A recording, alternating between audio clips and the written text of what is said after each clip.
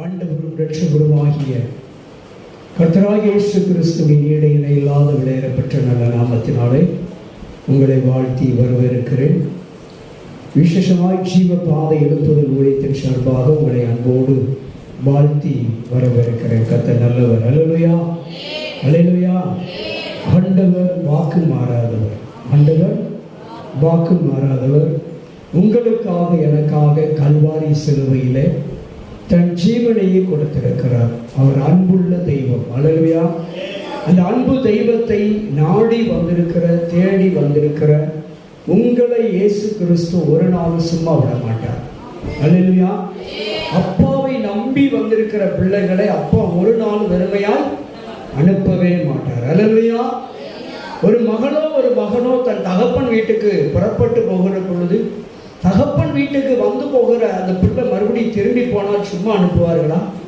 எதையாவது தன்னிடத்தில் இருக்கிற ஆசீர்வாதங்களை, தங்களிடத்தில் உள்ள ஆசீர்வாதங்களை கொடுத்து தங்கள் பிள்ளைகளை சந்தோஷமாய் திருப்பி அனுப்புவது போல் ஆண்டவராகிய இயேசு கிறிஸ்து உங்களை நிச்சயமாக சும்மா அனுப்ப மாட்டார். அல்லேலூயா. நம்ம எல்லாரும் தகப்பன் வீட்டுக்கு வந்திருக்கிறோம். யார் வீட்டுக்கு வந்திருக்கிறோம்? தகப்பன் வீட்டுக்கு வந்திருக்கிறோம். தகப்பனை தேடி வந்திருக்கிறோம். தகப்பன் வீட்டுக்கு எதுக்கு வந்திருக்கிறோம்? நியாயாதிபதிகள் 1:15 படி வந்திருக்கிறோம். எதுக்கு வந்திருக்கிறோம்? நியாயாதிபதிகள் 1வது அதிகாரம் 15வது வசனத்தின் படி நம்ம தகப்பன் வீட்டுக்கு வந்திருக்கிறோம். அப்பொழுது அவள் எனக்கு ஒரு ஆசீர்வாதம் தர வேண்டும். வறட்சியான நிலத்தை எனக்கு தந்தீர், நீர்ப்பாய்ச்சலான நிலங்களையும் எனக்கு தர வேண்டும் என்று தகப்பனிடத்திலே மகள் கேட்கிறதை குறித்து நாம் பார்க்கிறோம். அல்லேலூயா.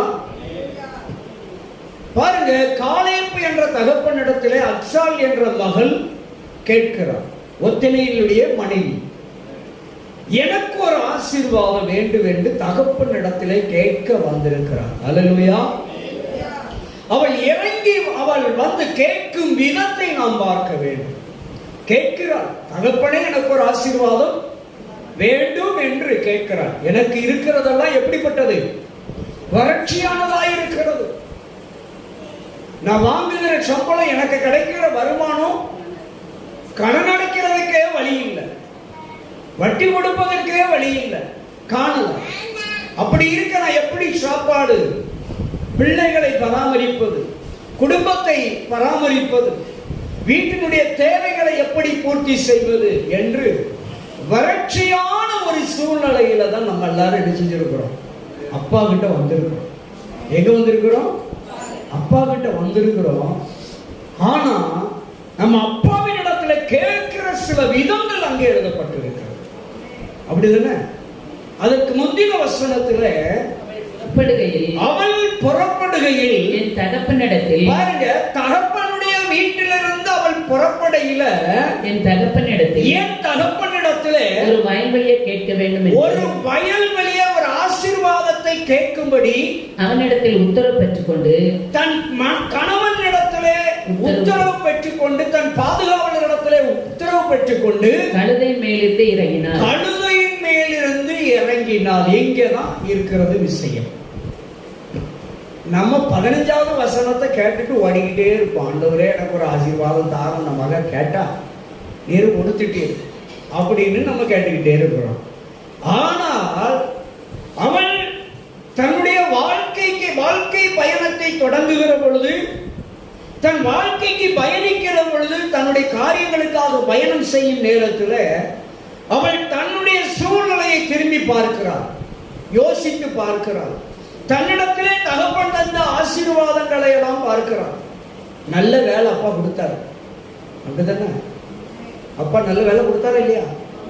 நல்ல வேலை கொடுத்தார், நல்ல சம்பளம் கொடுத்தார். ஆனா அது வறட்சி ஆயிட்டு. அல்லேலூயா. அது என்ன ஆயிட்டு? நம்ம அனுபவிக்க முடியல. வறட்சி. கடன்காரன் பிடிங்கிட்டு போயிடலாம், வட்டிக்காரன் பிடிங்கிட்டு போயிடலாம், வீட்டு வாடகைக்கு போயிருது, கரண்ட் பில்லுக்கு போயிருது, தண்ணி பில்லுக்கு போயிருது, தீர்வு பில்லுக்கு போயிருது. சோத்துக்கு என்ன செய்ய? அல்லேலூயா. இப்படி பல கேள்வி இருக்கிறது. இதுதான் வறட்சி. அப்ப எவ்வளவு நம்ம மீதி எடுக்கிறதுக்கு என்ன இல்லை? ஒண்ணுமே இல்லை. 100 ரூபாய் கொடுத்தீர் ஆண்டவரே, ஆனா என்கிட்ட கணக்கு எவ்வளவு இருக்கு? பிரச்சனை 110 ரூபாய்க்கு இருக்கு ஆண்டவரே. எவ்வளவு கொடுத்தீரு? எப்பா எனக்கு எவ்வளவு கொடுத்தீங்க? 100 ரூபாய் கொடுத்தீங்க. ஆனா எனக்கு பிரச்சனை எவ்வளவு? 110 ரூபாய். நான் 100 ரூபாய கொடுத்துட்டு மீதிக்கு என்ன பண்ண? மீதிக்கு நான் 10 ரூபாய்க்கு என்ன பண்ண? கடன் தான் வாங்கணும். அல்லேலூயா. அப்ப 10 தடவை 10 ரூபாய் கடன் வாங்கிட்டா அப்ப என்ன ஆயிட்டு? நீர் தார 100 ரூபாயோ நான் ஒரு நாள் மொத்தமா ஒருத்தனுக்கு கொடுக்க வேண்டியிருக்கும் ஆண்டவரே. அவனுக்கு நான் மொத்தமா ஒரு நாள் கொடுத்துட்டேன்னா அன்னை கணக்குக்கு 110 ரூபாய் கடன் வாங்கணும். அல்லேலூயா. அப்ப ஆண்டவர் இடத்துல நம்ம கேட்கணும், ஆண்டவரே 110 ரூபாய் எனக்கு தேவை இருக்கு, என் பிரச்சனை தீரம்னா 110, நான் மீதி எடுக்கணும்னா 120 ரூபாய் தார். எவ்வளவு கேட்கணும்? சொல்லுங்க. சில அக்கா கிட்ட 120 ரூபாய் கொடுத்தாலும் 130 ரூபாய் கணக்கு சொல்லுது அக்கெல்லாம் இருக்காது. 110 ரூபாய்க்கு தான் பிரச்சனை இருக்கும். அந்த அக்காட்ட 120 ரூபாய் கொடுத்தாலும் 125 ரூபாய்க்கு கணக்கு இருக்கும். அல்லேலூயா. 110 ரூபாய் இருக்கிற பிரச்சனைக்கு 120 ரூபாய் ஒரு மனுஷன் கொடுத்தாங்கன்னா 10 ரூபாய் என்ன செய்யணும்? சொல்லுங்க. ஷேவ் பண்ணணும், மிச்சம் எடுக்கணும். அல்லேலூயா. அதனாலதான் வேதம் நமக்கு சான்றளிக்கிறது.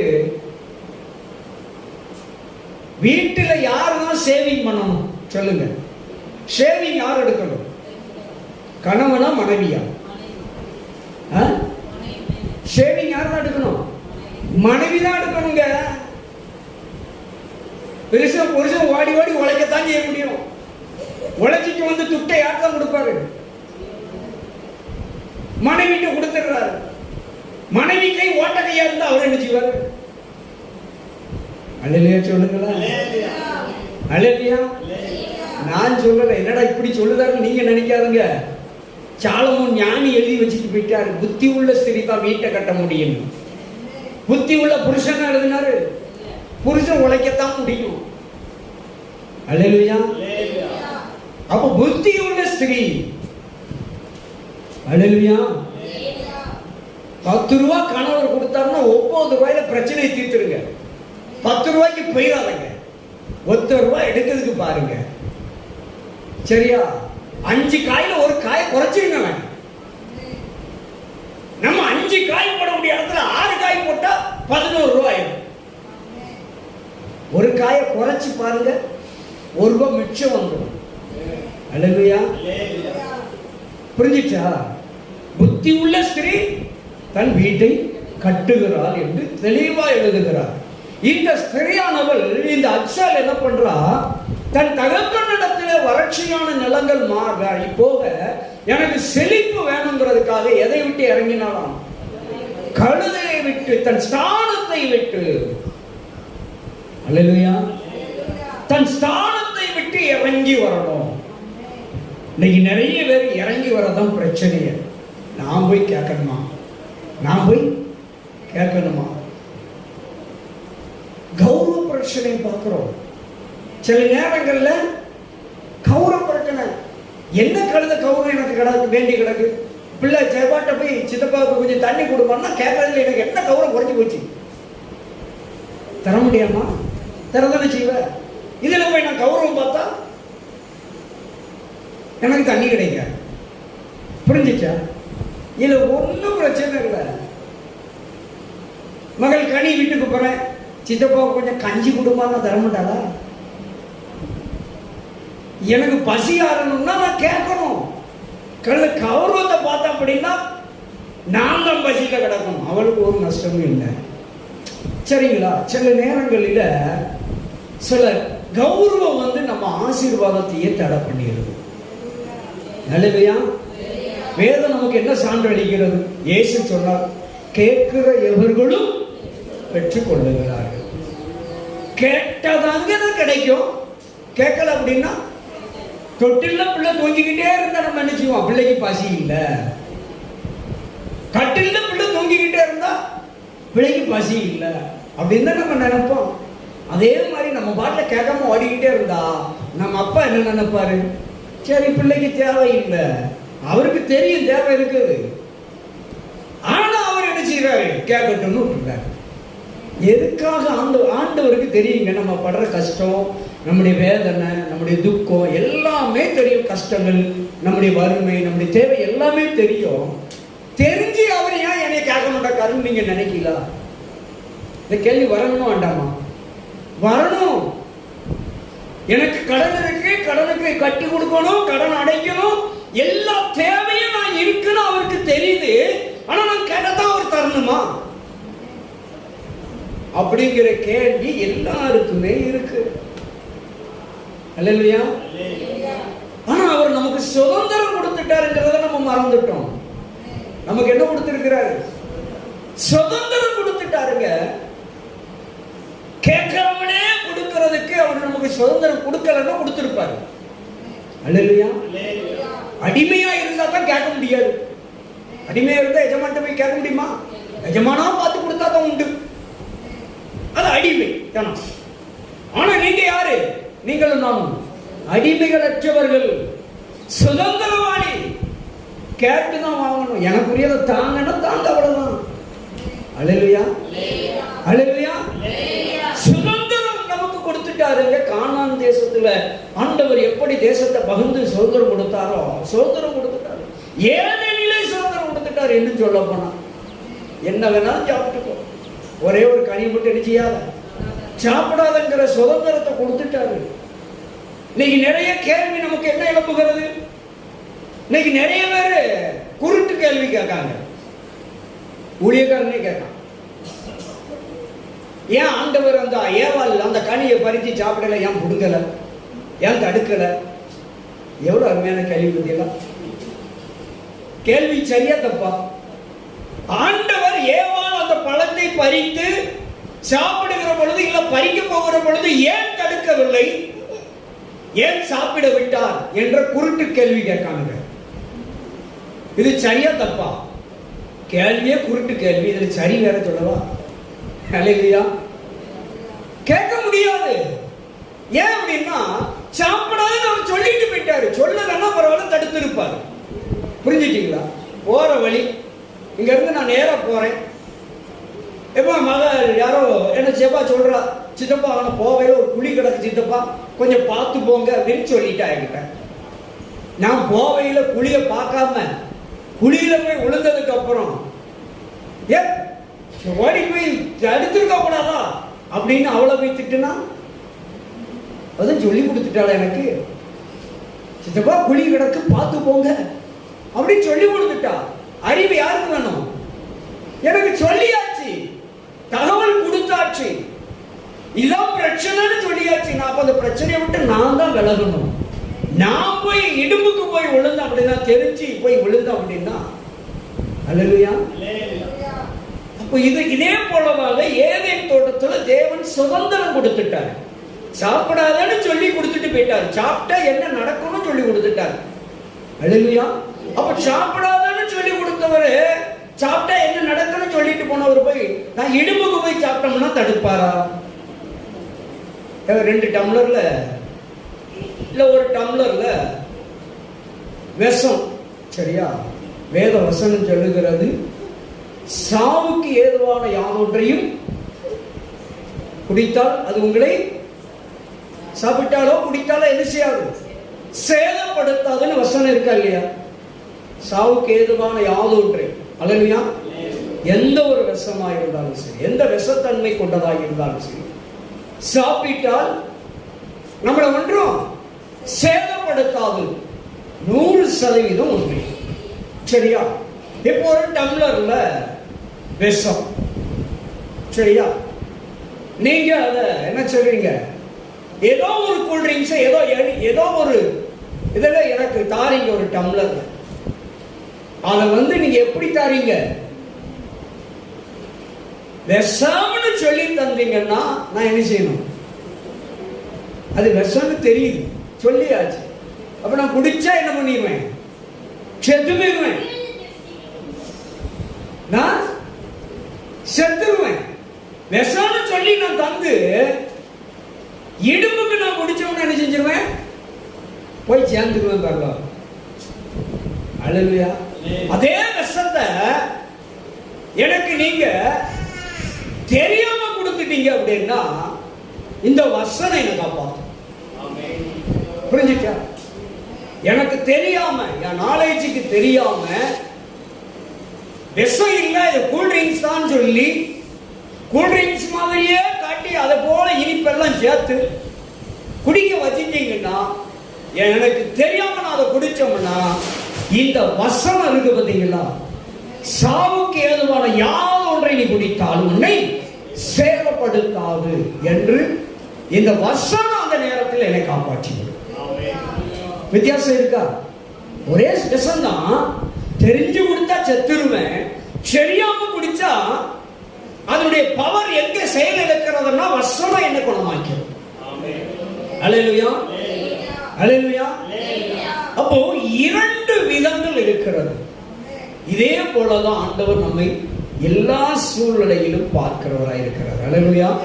அதனாலதான் ஆண்டவரிடத்துல சில நேரத்துல சில கேள்விகள் கேட்கக்கூடாது. அல்லேலூயா. சில நேரங்களிலே தீர்க்க தரிசனம், சில நேரங்களிலே ஊழியக்காரன் சொன்ன வார்த்தை நடக்காம காலதாமதம் ஆகுதுன்னா அப்ப பொறுப்பு யாரு? தீர்க்க தரிசி தான் பொறுப்பா? ஊழியக்காரன் பொறுப்பா? பொறுப்பு யாருதான்? ஆண்டவர்கிட்ட போய் கேட்க முடியுமா? ஏன் ஆண்டவரை தடுக்காம விட்டேன்னு கேட்க முடியுமா? அதுக்கு பதில் இருக்குல்ல. புரிஞ்சுட்டீங்களா? இதே போலதாங்க நம்ம ஆண்டவரிடத்துல எந்த ஸ்தானத்துல இருக்கிறோங்கிறத பார்த்து இறங்கி வந்து ஆண்டவர்கிட்ட கேட்கணும். அல்லேலூயா. ஆண்டவர் இன்றைக்கு நம்மளை ஆசீர்வதிக்க விரும்புகிறார். நான் எந்த ஸ்தானத்துல இருந்தாலும் சரி, எப்பேற்பட்ட ஆளா இருந்தாலும் சரி, அங்கே கழுதையை விட்டு அவள் இறங்கி அப்படின்னா தன் ஸ்தானத்தை விட்டு, தன்னுடைய சூழ்நிலையை விட்டு, கர்வத்தை விட்டு, தாழ்மையில், தாழ்மை குறிக்கிறது இறங்கி அப்படின்னா தாழ்மையை குறிக்கிறது, எளிமையை குறிக்கிறது, பணிவை குறிக்கிறது. அல்லேலூயா. அப்படிதானே? தாழ்மையா, எளிமையா, பணிவோடு கேட்கிற ஒரு விதத்தை குறிக்கிறது. அல்லேலூயா. அப்பா கிட்ட கேட்கிற பொழுது ப்ளீஸ், அவ்வளவு முடிஞ்சு போச்சு. எப்படி கேட்கிறோம்? ப்ளீஸ் டாடி, தயவாய். அப்பா கிட்ட எப்படி கேட்கணும்? தயவாய் கேட்கணும் தான் ஆண்டவர் சொல்லி இருக்கிறார். ஆனா கேட்கிற விதம் இருக்கிறது. கேட்கிறதுக்கு சில விதம் இருக்கு பார்த்தீங்களா? அப்ப அந்த வழிமுறைகளை நாம் பயன்படுத்தி தான் ஆக வேண்டும். அல்லேலூயா. அவன் தன் கழுதையை விட்டு இறங்கி, வாசிங்க, இறங்கி காலேப்பு அவளை நோக்கி. புரிஞ்சுட்டீங்களா?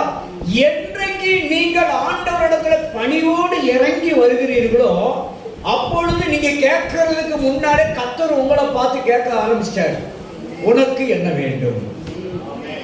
புரிஞ்சுட்டீங்களா? 15வது வசனத்துல நீர் தந்தது வறட்சி, இப்ப எனக்கு செழிப்பை தாருன்னு கேட்டா. அவர் தந்ததையும் சொல்லி காட்டிட்டா, தர போறதையும் சொல்லி காட்டினா. ஆனா 14வது வசனத்துல அவன் தேவனுடைய சமூகத்துல தன்னை தாழ்த்துகிறதை பார்க்கிறோம். இங்கதான் வசனம் பலிக்கிறது. தாழ்மை உள்ளவர்களுக்கு தேவன் கிருபை அளிக்கிறார். யாக்கோபுல வாசிக்கிறோம். தாழ்மை உள்ளவர்களுக்கு தேவன் கிருபை அளிக்கிறார். அப்போ அவர் கழுதையில இருக்கிற பொழுது அது எதை குறிக்கிறது? பெருமையை குறிக்கிறது, மேட்டிமையை குறிக்கிறது. அதை விட்டு இறங்கி வரணும். அதை விட்டு இறங்கி வந்து தாழ்மையோடு ஆண்டவரிடத்தில் பணிவோடு கேட்கிற பொழுது ஆண்டவரே என்று தாழ்த்துகிற பொழுது அர்ப்பணிக்கிற 2 பேர் ஜெபம் பண்ணான். தேவாலயத்துக்கு யாரெல்லாம் வந்தா? தேவாலயத்துக்கு 2 நபர்கள் ஜெபிக்க வந்தார்கள். ஒருவன் ஆயக்காரன், இன்னொருவன் பரிசேயன். பரிசேயன் எங்க வந்து ஜெபம் பண்ணான்? முன்னால வந்து நின்னுகிட்டு தம் பெருமையெல்லாம் பீங்கி ஜெபம் பண்ணான். தம் பெருமையெல்லாம் சொல்லி கடமைங்கிறத மறந்துட்டான். அது பெருமையா நினைச்சுக்கிட்டாங்க. ஜெபம் பண்றத பெருமையா நினைக்கிறான், காணிக்க கொடுக்கறத பெருமையாய் நினைக்கிறான், உபவாசம் பண்றத பெருமையாய் நினைக்கிறான், நீண்ட நேரம் ஜெபம் பண்ணத பெருமையா நினைச்சான். ஒரு கூட்டம் தவறாம வந்ததெல்லாம் பெருமையா பேசணும். அது கடமை, பெருமை கிடையாது. பெருமைக்கு உட்பட்டது கிடையாது, கடமைக்கு உட்பட்டது, பிரமாணத்துக்கு உட்பட்டதுன்றதை மறந்துட்டு அவன் பரிசேயன் சொல்றான், ஆண்டவரே நான் அந்த ஆயக்காரனை போல இல்ல, நான் தவறாமல் ஜெபிக்கிறவன், தவறாமல் வேதம் வாசிக்கிறவன், தவறாமல் கோயிலுக்கு வந்துடுறேன், தவறாம காணிக்க தசமமாக எல்லா பண்டிகையும் வந்துடுறேன் அப்படின்னு சொல்லி ஜெபம். டேய், அது கடமைடா, அது பெருமையா பேசுறது கிடையாது, கடமை. ஒவ்வொரு கிறிஸ்தவனுக்கும் உள்ள கடமை. அவன் பெருமையா பேசினாலும் பரவாயில்ல, ஒருத்தனை சுட்டி காட்டினான் பாருங்க, அங்கதான் பிரச்சனையா இருந்துச்சு. அல்லேலூயா. அது கடமை. ஆனால் அந்த ஆயக்காரன் ஜெபம் பண்ணான். எப்படி பண்ணான்? ஆண்டவரே பாவியாகி என் மேல் மனம் இறங்கும். தாழ்மையின் ஜெபம். அல்லேலூயா. அந்த ஆயக்காரனும் ஜெபம் பண்ணியிருப்பான், வேதம் வாசித்திருப்பான், ஆலயத்துக்கு வந்திருப்பான். ஆனாலும் அந்த இடத்துல ஆண்டவர் நமக்கு சுட்டி காட்டுகிற ஒரு காரியம் என்னன்னா, தன்னை தாழ்த்தணும் அப்படிங்கிறார். தன்னை தாழ்த்தணும். இப்ப ஆயக்காரனும் கடமையை நிறைவேற்றினவன் தான். ஆசீர்வாதம் இப்ப யாருக்கு போய் சேர்ந்துச்சு? பரிசேயனும் நிறைவேற்றினா, ஆயக்காரனும் ஜெபம் பண்ணா, ரெண்டு பேரும் அப்பா வீட்டுக்கு தான் வந்தாங்க. ஆனா ஜெப ஆசீர்வாதத்தை யார் வாங்கிட்டு ஓடுனது? ஆயக்காரன். காரணம் என்னன்னா, இரண்டு பேருக்குள்ள நிலைப்பாடு வேறு பிரிக்கப்பட்டிருக்கிறது. அவன் தன்னை தாழ்த்தினான். அல்லேலூயா. தாழ்மை உள்ளவர்களுக்கு தேவன் கிருபை அளிக்கிறார். பெருமை உள்ளவர்களுக்கு தேவன் என்ன செய்கிறார்? எதிர்த்து நிற்கிறார். பெருமையை வந்துடக்கூடாது நமக்கு. அல்லேலூயா. எவ்வளவுதான் சித்தப்பா வளர்ந்தாலும் சித்தப்பாவே இருக்கணும். அல்லேலூயா. பிரதர் எவ்வளவுதான் வளர்ந்தாலும் பிரதராகவே இருக்கக்கூடாது. அல்லேலூயா. ஆண்டவர் எப்போதும் நிறைய பேர் தம்பின்னு கூப்பிடுவாங்க.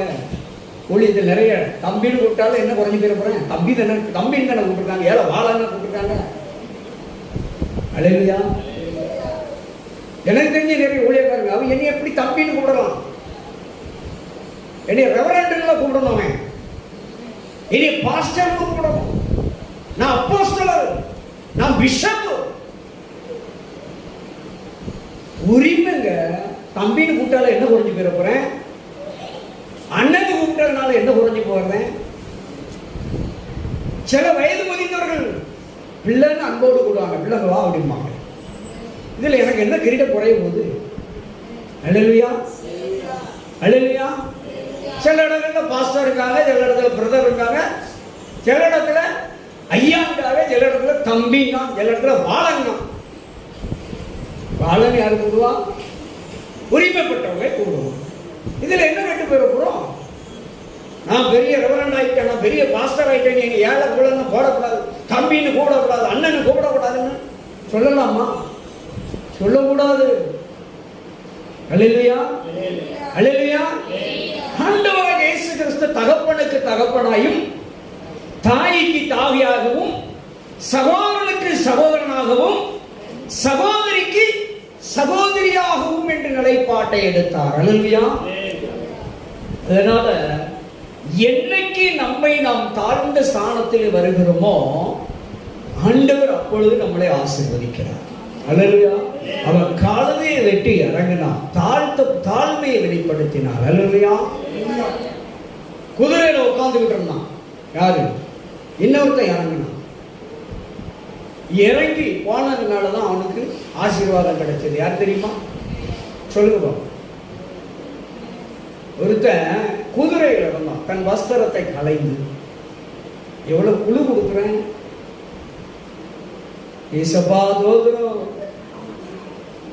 குதிரையில இருக்கிற குதிரையில யாரு வருவாங்க? சொல்லுங்க. ரெண்டு பேர் வருவாங்க.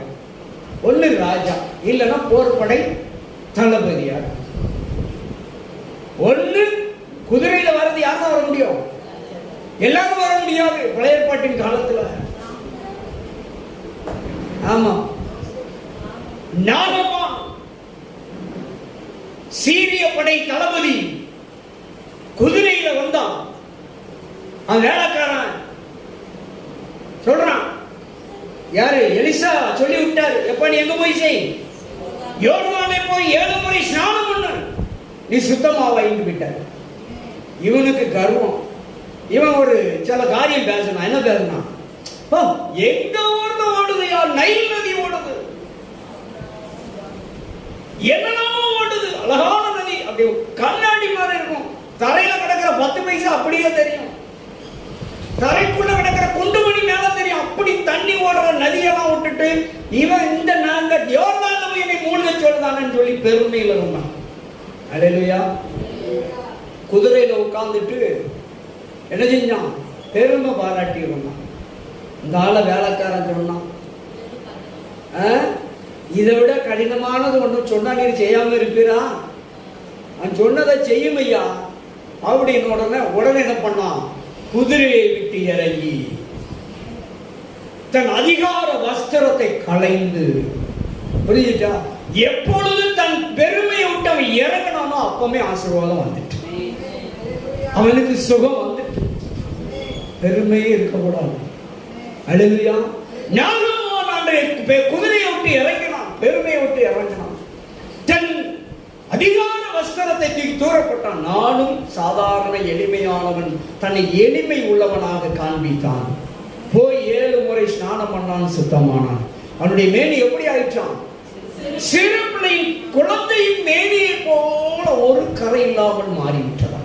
அல்லேலூயா. காரணம் என்ன தெரியுமா? ஆண்டவரிடத்துல ஒரு ஆசீர்வாதத்தை நம்ம கேட்கிற பொழுது தாழ்மை ரொம்ப ரொம்ப அவசியம். அல்லேலூயா. எந்த அடிப்படையில எந்த சாணத்துல கேட்கிறோங்கிறது தான் ரொம்ப முக்கியம். பரிசேயனை போல ஒரு நாள் போய் நின்றக்கூடாது. நாம தேவ சமூகத்தில் நிறைவேற்றுகிற கடமைகளை பெருமையாய் பாராட்டிடக்கூடாது. அது கடமை. அல்லேலூயா.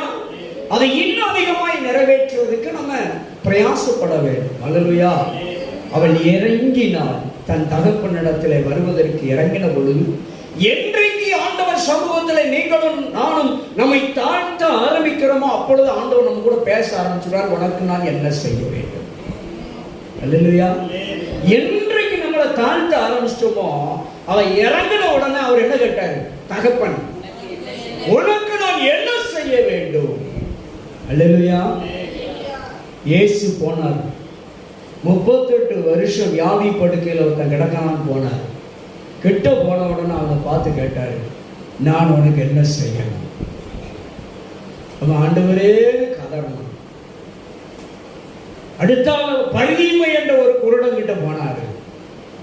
அவங்கிட்ட போய் ஆண்டவரே கேட்டாரு, நான் உனக்கு என்ன செய்யணும்னு கேட்டாரு. புரிஞ்சா?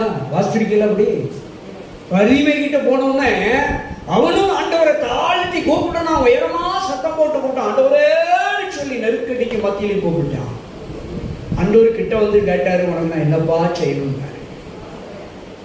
அதே ஆண்டவர் பரிதீமையை பார்த்து கேட்ட அதே ஆண்டவர் 32 வருஷம் வியாதி படுக்கையில குளத்தண்டையில அங்கே குளத்த அந்த மண்டபத்தில் படுத்திருந்த அந்த மனிதனை பார்த்து கேட்ட ஆண்டவர், இதோ இந்த பகல்கால வேளையில அந்த அச்சாரை பார்த்து, தகப்பன் உனக்கு நான் என்ன செய்ய வேண்டும் என்று கேட்ட அதே வார்த்தை இன்றைக்கு உங்களுக்கு எனக்கு கடந்து வருகிறது. தேவன் உனக்கு என்ன செய்யணும்னு கேட்கிறாரு. அப்படி கேட்ட உடனே பட்டியல் போட்டுருக்கோம். பட்டியல் தயாரா இருக்கா? பட்டியல் வச்சிருக்கீங்களா ஐயா? பட்டியல் வச்சிருக்கீங்களா? கப்பல்ல பொண்ணு வருதுன்னா பழமொழி சொல்லுவாங்களா? கப்பல்ல பொண்ணு வருதுன்னா என்ன செய்வாங்க? வச்சா தெரியாத மாதிரி இருக்கீங்களா? எனக்கு ஒண்ணு கொடு, அப்பாவுக்கு ஒண்ணு கொடு. எப்படி பாருங்க எவ்வளவு விவரமா. ஆண்டவர் இன்றைக்கு ராத்திரி இறங்கி வந்து நான் உனக்கு என்ன செய்ய வேண்டும் என்று கேட்டால் பட்டியலை கூட கொடுத்துடணும். நீதான் ஆண்டவர் எனக்கு. அல்லேலூயா. அல்லேலூயா. ஏதோ நீங்க செஞ்சுட்டு போறோம் அப்படின்னா அன்னைக்கு ராத்திரி சோறு கொடுத்துருப்பேன். சரி, இல்லைன்னா ராத்திரி நல்லா தூங்கு மகளேன்னு இருப்பேன். மறுபடியும் பிரச்சனை நாளை கால தொடங்க. அல்லேலூயா. மணவாளன் எப்பொழுது வருவார் என்று ஆயத்தமா இருக்கணும், தயார் நிலையில் இருக்கணும். எண்ணெயின் தீவட்டியை தயார வைத்திருந்தார்கள். அதே போல விண்ணப்பங்கள், வேண்டுதல்கள் எல்லாவற்றையும் தயாரா நீங்க வச்சுக்கணும். அல்லேலூயா. அப்பா வந்து கேட்டோன்னே சொல்லிடணும், ஆண்டவரே எனக்கு வறட்சியா இருக்கு, இதெல்லாம் மாறட்டும், சடர்னு தாரும். அல்லேலூயா. இந்த தகப்பன் கொடுத்தாரா இல்லையா? தன் மகள் அக்சால் கேட்டதை அந்த தகப்பன் கொடுத்து அனுப்பினார் என்று பார்க்கிறோம். அல்லேலூயா. என் அன்பு தேவ பிள்ளைகளை, எந்த பகல்கால நேரத்தில் ஆண்டவர் உங்களுக்கு எனக்கும் உண்மையிலே என்ன பைபிளெல்லாம் வந்து பாருங்க, நான் மாற்றலை. நான் எடுத்து வச்ச பிரசங்க வேற, கர்த்தர் கொடுத்த பிரசங்க வேற. நான் எடுத்திருக்க என்ன தெரியுமா? மத்தேயு 22:21 எடுத்து வச்சிருக்கேன். ஆனால் கர்த்தர் சொன்ன வார்த்தை வேற, பேசிக்கிட்டு இருக்குது வேற. நான் எடுத்து வச்ச வார்த்தை பேசப்படலை பற்றியில் ஆண்டவர். இதை நான் நிறைய முறை என்ன விட்டுருக்கேன். ராயனுடையதை ராயனுக்கும், தேவனுடையதை தேவனுக்கும் கொடுக்கிற என்ற வார்த்தையை நான் எடுத்து வச்சிருக்கேன். இன்னைக்கு ஸ்டேட்டஸ்ல அதுதான் போட்டிருக்கிறேன். ஆனா கர்த்தர் எங்கேயோ போய் ட்ராக்கை மாத்தி விடுதாரு பாருங்க. அப்போ ஆண்டவர் எங்கேயோ உங்களை இன்னைக்கு கேட்கிறாரு. இன்னைக்கு உங்களை பார்த்து கேட்கிறாரு, நீங்க விசுவாசிக்கிறது இல்லையா? நான் விசுவாசிக்கிறேன். ஏன்னா நான் எடுத்த செய்தி வேற, ஆண்டவர் என்னிடத்தில் பேசுகிறது வேற என்று சொன்னால் நான் விசுவாசிக்கிறேன். ஆண்டவர் இப்ப என்ன பார்த்து உனக்கு நான் என்ன செய்யணும்ட்டாரு. அல்லேலூயா. இப்ப நம்ம பட்டியல் போற தயாரா இருக்கு. நான் அப்போதே பட்டியல் வச்சுட்டேன். கேட்ட உடனே ஆண்டவர் பட்டியல் போட்டுருவோம். அல்லேலூயா.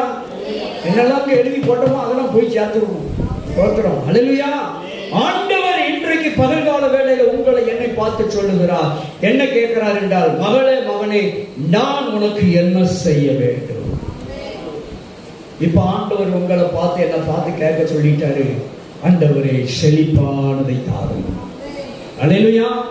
என் வறட்சி மாறணும், என் கடன் மாறணும், என் தரித்திரம் மாறணும், என் வெறுமை மாறணும், என் குறைவு மாறணும். ஆண்டவர் ஆண்டவரிடத்துல பட்டியலை வச்சிடணும். அல்லேலூயா. இதெல்லாம் மாறதுக்கு எனக்கு என்ன தாரும்? ஆசீர்வாதத்தை, செழிப்பை தாரும். அல்லேலூயா. ஆண்டவர் இந்த நேரத்தில் உங்களை பார்த்து கேட்க சொன்ன வார்த்தையை நிச்சயமாய் அந்த அக்சாலுக்கு அந்த தகப்பன் எப்படி கொடுத்தாரோ அதே போல ஆண்டவர் இந்த பகல்கால வேளையில் சொல்லுகிறார். உனக்கு என்ன வேண்டும் என்று கேட்ட அதை தெய்வம் சொல்லுகிறார். உனக்கு நீ கேட்டதை நான் தருவேன் என்று சொல்லுகிறார். அல்லேலூயா.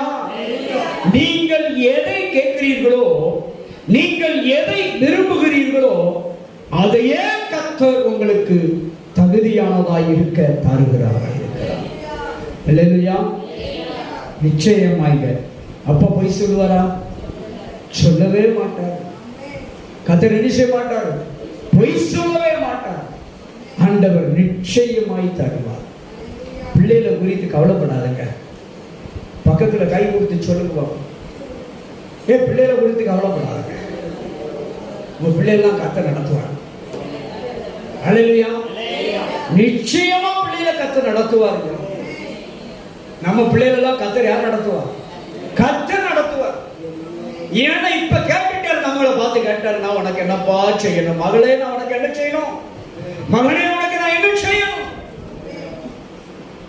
ஆண்டவரே, எனக்கு முதல்ல ஒரு வீடு கட்டித்தார். இந்த கட்டிதான் போச்சு, முடிஞ்சு போச்சு. அல்லேலூயா. கட்டி கொடுத்தா போச்சு. அல்லேலூயா. இப்போ உங்களை நீங்களாம் என்னை பார்த்து என்ன கேள்வி கேட்கிற மாதிரி தோணுது தெரியுமா? தேனுன்னு சொல்லிட்டு இனிக்கலைய, தேனுன்னு சீனின்னு சொல்லியாச்சு, இனிக்கலையா? ஐயா, சீனியை வந்து வாயில போட்டாலாம் இனிக்கும். சீனின்னு பேப்பர்ல எழுதுனா இனிக்கும்? இனிக்கவே இனிக்காது. இல்லை, இந்த பேப்பரே தின்னாலும் இனிக்காது. அல்லேலூயா. ஒரிஜினல் சீனியை தந்தா தானே, தேனை தந்தா தானே இனிக்கும். அதுக்கு நிகரானது தான் வேத வார்த்தை. வேதம் சொல்லுகிறது, தேனிலும் மதுரம் உள்ளதுங்க. ஆண்டவர் தேனிலும் மதுரம் உள்ள வாக்குத்தத்தத்தை உங்களுக்காக தந்திருக்கிறார். அல்லேலூயா. நிச்சயமாக அதன் காலத்துக்கு வேண்டிய ஆசீர்வாதத்தை கர்த்தர் உங்களுக்கு தருவார். நிச்சயமா. அல்லேலூயா. ஏன் ஆண்டவர் சொல்லியிருக்கிறார், வீடு வாசல் இல்லாதவர்களுக்கு நான் வீடு வாசலை ஏற்படுத்தி தருவேன். அல்லேலூயா. ஒருவேளை நான் கட்டி என் பிள்ளை இருக்கணும்னு ஆசைப்பட நிறைவேறாம இருக்கலாம். பிள்ளை கட்டி நம்ம இருக்கணும்னு ஆண்டவர் வச்சிருந்தா என்ன செய்ய முடியும்? ரசம் மாதிரி பிள்ளையை பார்த்துக்கும் போது அல்லேலூயா சொல்லுங்க. அல்லேலூயா. நம்ம கட்டி பிள்ளைகள் கூடி இருக்காட்டாலோ பிள்ளைகள் கட்டி பிள்ளை தாய் தகப்பன் இருந்துட்டு போறோம் சந்தோஷமா? அது நிறைவேறும்ல. ஆசைப்பட்டது யாரு? தேவனுடைய ஆலயத்தை கட்டணும்னு தீவிரம் ஆசைப்பட்டது யாரு? தாவீது. சரிங்களா? ஆனா கட்டினது யாரு? தாவீதால கட்டவே முடியல, சாலமோன் கட்டி முடித்தார். ஆனால் ஒன்று நடந்தது. தாவீது தேவனுடைய ஆலயத்தை கட்டணும்னு எல்லா பொருட்களையும் சேர்த்து வச்சிட்டார். அல்லேலூயா. தேவனை விட்டு சொல்லிட்டார், எப்பா உன் கைகளால நான் வீட்டை என்ன செய்ய மாட்டேன், தேவனுடைய ஆலயத்தை கட்ட மாட்டான், அவன் பிள்ளை கையால கட்டிடுவேன் அப்படின்ட்டார். ஆனா என்ன பண்ண இவன் அதுக்குரிய அனைத்து பொருளையும் சேர்த்து வச்சுட்டான். அல்லேலூயா. அதுக்காக தான் சொல்லுங்க, ஓட்ட கையா இருக்காங்க. என்ன கையா இருக்கக்கூடாது? ஆமா, 100 ரூபாய்க்கு 100 ரூபாய் கொடுத்தா எத்தனை ரூபாய் கணக்கு சொல்லணும் சொல்லுங்க? 90 ரூபாய். இன்னும் சில புத்தியுள்ள ஸ்திரியெல்லாம் நான் பார்த்திருக்கிறேன். 100 ரூபாய் கொடுத்தா 50 ரூபாய் தான் கணக்கு சொல்லுவா, 50 ரூபாய் மிச்சம் கொடுத்துருவா. அப்படி ஆளு இருக்கு. 2 மிளகாத்தை 2 புளிய வச்சு ஒரு கரைச்சி குழம்பு வச்சு சரியா முடியும், கடந்துடும். 50 ரூபாய் மிச்சம் வந்துருந்தா வாரத்துல 3 நாள் ரசத்தை போட்டு 150 ரூபாய் மிச்சம் வாங்கிடும். அப்படிதானே? ஒரு 150 ரூபாய் சேவிங்ல வந்துட்டுலாங்க. ஒரு 150 ரூபாய் வாரத்துக்கு 150 ரூபாய் 4 வாரத்துக்கு என்ன ஆச்சு? 600 ரூபாய் சேவிங் ஆயிட்டு ஒரு மாசத்துல. அல்லேலூயா. 600 ரூபாய் ஒரு மாசத்துக்கு சேவிங் ஆகுது அப்படின்னா அப்போ அந்த அம்மா எவ்வளவு புத்தியா செயல்படுறாங்க. சேவிங் பண்றதுக்கு என்ன பண்ணணும்? அல்லேலூயா. சில அக்கா இருக்காங்க, இன்னைக்கு குழம்பே வைக்க வேண்டாம், அம்மா வீட்டில் வாங்கிட்டு வந்து இன்னைக்கு கதையை ஒப்பேத்திடும். அம்மா வீட்டில் வாங்கிட்டு வந்து கதையை ஒப்பேத்திடும். 150 ரூபாய் 300 ரூபாயும் சேவிங் தானே. அதான் புத்தி உள்ள ஸ்திரீ. எப்படி ஸ்திரீ? புத்தி உள்ள ஸ்திரீ. எங்க சேவிங் ரொம்ப முக்கியம். சேவிங்க குறித்து வேதத்தில் எழுதப்பட்டிருக்கு தெரியுமா? தெரியுமா? சேமிப்பை குறித்து வேதத்தில் வசனம் இருக்கு தெரியுமா? சொல்லுங்க பாப்பா, அது கரெக்டா எடுத்துக்காட்டி சொல்லுங்க பாப்பா. சூப்பர், அதான் சரியான பதில். நீ எறும்பின் இடத்துல போய் என்ன செய்? கற்றுக்கொள். என்னத்த? ஞானத்தை. எறும்பின் இடத்துல போய் அதை கற்றுக்கொள் ஞானத்தை. எதுக்கு? சேவிங் பண்றதுக்கு. சேவ் அதாவது சேமிப்பு. அது கோடை மழை காலத்துக்கு என்ன பண்ணும்? கோடை காலத்துல என்ன செய்தான்? சேர்த்து வைக்கிறது. ரொம்ப கவனிக்கணும்.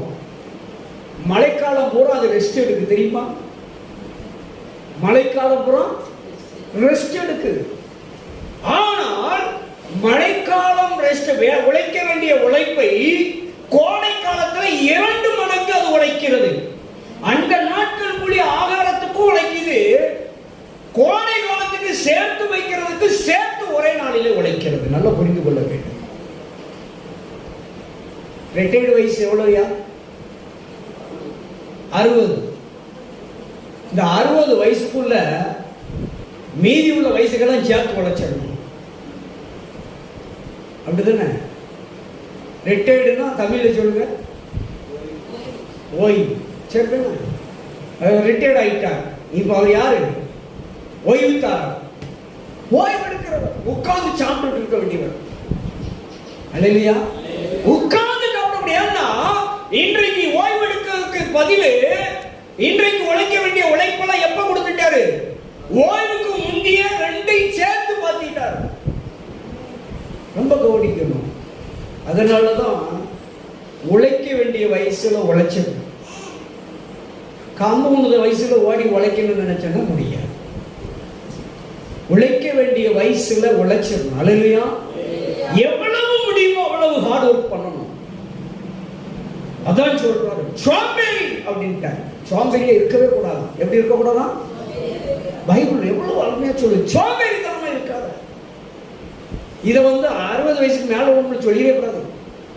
அவங்க சும்மா இருந்தாலும் அந்த வார்த்தை பொருந்தாது அவங்களுக்கு, தெரியுமா?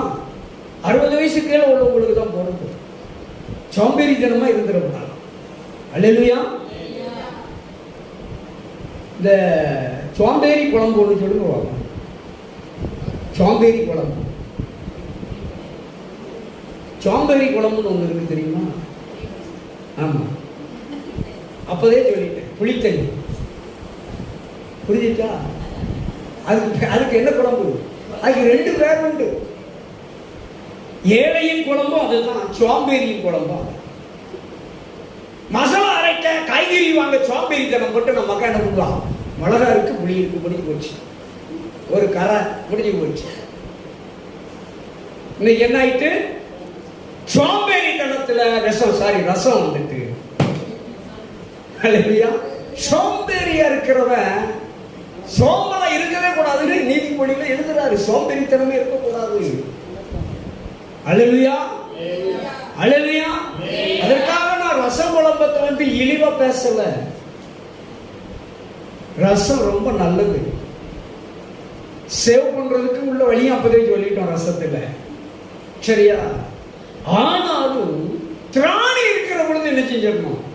24 நாளும் போட்டு 31 நாளும் ரசத்தை போட்டு கொள்ளக்கூடாது. அவனுக்கு அது விஷமா மாறிடும். அல்லேலூயா. சில வீட்டுல குழம்பே ரசமா இருக்கும். ஓடும் பாருங்க, 4 இலை தாண்டி ஓடும். சூப்பரா இருக்கும். அல்லேலூயா. சோ தேவன் நல்லவர். ஆண்டவர் சொல்லுகிறார், நான் உனக்கு என்ன செய்ய வேண்டும் என்று ஆண்டவர் கேட்கிறார். உண்மையிலே 4:7 வாசிங்கள. நீதிமொழிகள் 4ஆம் அதிகாரத்து 7வது வசனம். 4வது அதிகாரம் 7வது வசனம். நீதிமொழி. ஞானமே முக்கியம். என்னத்தை சம்பாதிக்கணுமா? ஞானத்தை சம்பாதிக்கணும். என்னத்தை சம்பாதித்தாலும் என்ன சம்பாதிக்கணும்? புத்தியை சம்பாதிக்கணும். இன்னைக்கு நிறைய பேர் நம்ம என்னத்தை கடன் கொடுத்துட்டோம். கடன் வாங்கினதை விட அதிகமா கொடுத்தது என்னத்தை தான்? புத்தியை கடன் கொடுத்துட்டோம். பணத்தை கடன் வாங்கிட்டோம், புத்தியை கடன் கொடுத்துட்டோம். புரிஞ்சிட்டா? சொல்லுங்க. என்னத்தை வாங்கிட்டோம்? பணத்தை கடன் வாங்கிட்டோம், நம்ம புத்திய கடன் கொடுத்துட்டோம். நம்மகிட்ட ஒண்ணு இல்லை. அல்லேலூயா. அப்ப பாருங்க, என்னத்தை சம்பாதித்தாலும் புத்தியை சம்பாதிக்கணும். அல்லேலூயா. ஏன்னா ஆண்டவர் வார்த்தை சொல்லுகிறது, புத்தி உள்ளவன் கணக்கு பார்க்க கடவன். இந்த கடனை என்னால அடைக்க முடியும் என்று, நம்மளால முடியும் என்று தீர்மானித்தால் என்ன செய்யணும்? கடன் வாங்கணும். புரிஞ்சுட்டீங்களா? இல்ல அப்படின்னா என்ன செஞ்சிடக்கூடாது. மறுபடி கடைசி வரைக்கும் புத்திய கடன் கொடுத்த கதையாட்டா. புரிஞ்சுச்சா? சில நேரங்களிலே சில சூழ்நிலை நம்மை தள்ளி விடுகிறது. இந்த நேரத்துல தான் இயேசு உங்களை பார்த்து கேட்கிறாரு, மகளே நான் உனக்கு என்ன செய்ய வேண்டும்? நான் அப்பதே சொன்னேன், விஷத்தை குடிப்பதற்கு, சரியா, ஆண்டவர் 2 வழி சொன்னார். 3வது ஒரு வழி இருக்கு. ஒரு வழியில நம்ம தெரிஞ்சு குடிச்சா செத்துருவோம், காப்பாற்ற மாட்டார். தெரியாம குடிச்சா சொல்லுங்க, சரியா? நீதிமொழிகள் 26வது அதிகாரம் 4:5 நினைக்கிறேன். அப்பா அந்த வசனம் அப்படியே வச்சுக்கோமா. வாசிய முடிச்சிடும். மூடனுக்கு அவனுடைய மதீனத்தின்படி என்ன செய்யக்கூடாதான்? மறு உத்தரவு கொடுக்க கூடாது. யாருக்கு? மூடனுக்கு. அடுத்த வசனம் அதைத்தான் சொல்லுவான். சரி, அவனுக்கு நீ மூடன மாதிரியே ஆயிடுவ. அடுத்தது யாருதான் வரா? எங்க முதலே மூடனுக்கு பதில் கொடுக்காதன்ட்டாரு, மறுபடியும் மூடனத்தை மறுபடியும் கொண்டு வந்து நிக்காரு. என்ன சொல்றாரு பாருங்க, அவனுடைய மதீனத்தின்படி கொடு. இங்க பாருங்க, ஒரே வார்த்தை, பதில் 2. புரிஞ்சுக்கா? ஒரே நபர் மூடனுக்கு அவனுக்கு அவனுடைய புத்தியினத்தின்படி மதியினத்தின்படி பதில் கொடாது. இது புரியுதா? ஏதாவது உங்களுக்கு புரியுதா? புரியுதா? அங்கேயாவது வேறு குறிச்சார். ஒருத்தன் ஆயக்காரன், ஒருத்தன் பரிசேயன், ரெண்டு வேற்றுமையான நபர். சரியா? இங்க மூணு ஒரே ஆளுதான், ஒரே நபர் தான். அவன் புத்தியினத்தின்படி மதியினத்தின்படி கொடுங்காது கொடுக்காதங்கிறார். கொடுத்தா என்ன நடக்கும், கொடுக்கற என்ன நடக்கும், ரெண்டாவது பின்னால முடிக்கிறாரு. ஆனா ஒரே நபரை பார்த்து தான் சொல்லுறாரு. இப்ப இதுக்கு நீங்க என்ன பதில் கொடுப்பீங்க? என்ன ஆண்டவரே, தலையை பிச்சுருவோமா? கொடுன்னா அவர் தான் சொல்லுறாரு. கொடுத்தா இப்படி ஆயிடுவாடாங்காரு, கொடுக்கலன்னா இப்படி ஆயிடுவாங்க. அப்புறம் கொடுக்கணுமா கொடுக்க கூடாதா? இப்ப இந்த கேள்வி நமக்கு வருதா? கொடுக்கணுமா கொடுக்க கூடாதா? சொல்லுங்க. இந்த கேள்வி நமக்கு வருதா வரலையா? என்னாச்சு? வரணும், வந்துச்சு. என்ன ஆண்டவரே, முதல்ல பதில் கொடுக்கணும்னு சொல்றாரு, ரெண்டாவது கொடுக்க கூடாது. கொடுக்கணுமா கொடுக்க கூடாதா? எதையாவது ஒன்ன சொல்லி தொலைச்சிருக்கலாம் தான். நீரு ரெண்டையும் வேற சொல்லிட்டு போயிட்டு நான் எதை தேர்ந்தெடுக்கிறதுன்னு தெரியல. புரிஞ்சுட்டீங்களா? கொடுத்தா இப்படி ஆயிருங்க, கொடுக்கலன்னா இப்படி ஆயிருங்க. கொடுத்தாலும் பிரச்சனை, கொடுக்காட்டாலும் பிரச்சனை. அல்லேலூயா, அல்லேலூயா. கொடுத்து கெட்ட பேர் வாங்கினவர் உண்டு, கொடுக்காம கெட்ட பேர் வாங்கினது உண்டு தானே? அப்படிதானே? அப்ப நம்ம என்ன முடிவு எடுப்போம்? உலகத்தில் என்ன முடிவு எடுப்போம்? ஒரே முடிவு எடுப்போம். கொடுத்து கெட்டப்பாங்க, கொடுக்காம வேண்டி போறேன். இந்த முடிவு தான் எல்லாத்துமே வரும். அப்படிதானே? சிலர் இருக்காங்க, என்ன வேணாலும் சொல்லிட்டு போட்டு நான் கொடுக்கறது கொடுத்துட்டு போறேன். அப்படி உள்ளவங்களும் இருக்காங்க. புரிஞ்சுக்கா? ஆனா இங்க பாருங்க, விஷம்னு தெரிஞ்சு குடிச்சா நான் என்ன செஞ்சிருவேன்? செத்துருவோம்ல. நான் இன்னொரு ஆப்ஷன் சொல்றேன், விஷம்னு தெரிஞ்சு குடிச்சா நான் செத்துருவேன், சாக மாட்டேன். இது எந்த அடிப்படையில் அப்படிங்கிறத பார்க்கிற பொழுதுதான் இந்த வசனத்துக்கு பதில் கிடைக்கும். இதுக்கு உங்களுக்கு ஏதாவது புரியுதா? விஷம்னு தெரிஞ்சா தெரிஞ்சு குடிச்சா செத்துருவன் நீதாயா சொல்றீரு. தாத்தா குழப்புதாரா இப்படி போட்டு? அப்படியா? ஆமா, குழப்புறாரா இவர் போட்டு. தெரிஞ்சு குடிச்சா செத்துருவேன்னு சொல்றாரு. இப்ப ரெண்டாவது தெரிஞ்சு குடிச்சா சாக மாட்டேன்னு சொல்றாரு. இது எப்படி? ஒரே குழப்பவாதியா வந்து முன்னால நின்று பிரசங்கம் பண்ணிட்டு இருக்காரு. அப்ப அந்த வசனம் குழப்பவாதி வசனமா? சொல்லுங்க. அப்ப அந்த வசனம் குழப்பமா? குழப்பத்தை போல் தோன்றும், ஆனா குழப்பம் இல்லை. எப்ப நான் சொல்றேன், தெரிஞ்சு குடிச்சா சாக மாட்டேன் அப்படிங்கிறதுக்கும் தெரிஞ்சு குடிச்சா செத்துருவாங்கிறதுக்கும் ஒரு சின்ன வித்தியாசம் மட்டும் உள்ள இருக்கு. என்ன வித்தியாசம் அப்படின்னா, இப்போ விஷம்னு தெரிஞ்சு வேற யாரையும் சொல்லக்கூடாது, என் வீட்டுக்காரியை வச்சுக்கணும், இந்த மனுஷா குடிச்சு சாவு அப்படின்னு கொடுக்குறாருன்னு வச்சுக்கோங்க. குடிச்சா செத்துருவோன்னு எனக்கு தெரியும், நான் குடிக்க மாட்டேன். சரியா? குடிச்சா குடிக்கல, குடிச்சா செத்துரு அப்படின்னு தந்தாருன்னா நான் என்ன செய்வேன்? செத்துருவான்னு தெரிஞ்சு குடிக்கப்படாது. அவ என்ன செய்யறான்? குடிச்சா குடியும். சொல்லுங்க, குடிச்சாலும் பிரச்சனை இல்லை, குடிக்காட்டாலும் பிரச்சனை இல்லைன்னு தந்தாருன்னா நான் குடிக்கப்படாது. புரிஞ்சுட்டா? குடிச்சாலும் பரவாயில்ல, குடிக்காட்டாலும் பரவாயில்ல, ஆனா விஷம் தான் ஐயா, குடிச்சா நீ செத்து போயிடுவேன் அப்படின்னு சொல்லி தந்தான்னா நான் வாங்கி குடிச்சோம்னா உண்மையிலே செத்து போயிடுவேன். ஆனா அதே விஷத்தை அவன் மறுபடியும் என்கிட்ட கொண்டு வந்து அந்த விஷத்தை எனக்கு குடிக்க, நான் விஷம் சொல்லி தாரா நான் குடிக்கிறேன், வாங்கி குடிக்கிறேன். எப்ப குடிக்கிறேன்? நிர்பந்திக்கப்பட்டு, ஒரு அழுத்தம், நீ குடிச்சுதான் ஆகணும், நீ குடிக்கிறதும் நான் விட மாட்டேன் அப்படின்னு சொல்லி யாராலோ நான் நெருக்கடிக்கு தள்ளப்பட்டு, ஒரு அழுத்தத்தினால், நெருக்கத்தினால், ஒரு நிர்பந்தத்தினால் நான் குடிச்சேன் அப்படின்னா சாக மாட்டேன். அங்க கத்த காப்பாத்திடுவார். ஏன்னா எனக்கு விஷம் தெரியுது, ஆனா குடிக்க கூடாதுன்னு எனக்கு தெரியுது, ஆனால் குடிக்கும்படியாக நான் நிர்பந்திக்கப்படுகிறேன். அதனால் அந்த இடத்தில் கர்த்தர் என்னை காப்பாற்றுவார். அல்லேலூயா. புரிஞ்சுச்சா? குடிச்சாலும் காப்பாத்துறாருல. வித்தியாசம் இருக்கா? அதே போல இந்த வசனத்திலேயே வேறுபாடு இருக்குது. ஆண்டவர் இந்த இடத்துல தான் தூக்கி எங்க போட்டாங்க? யோவானை தூக்கி எங்க போட்டாங்க?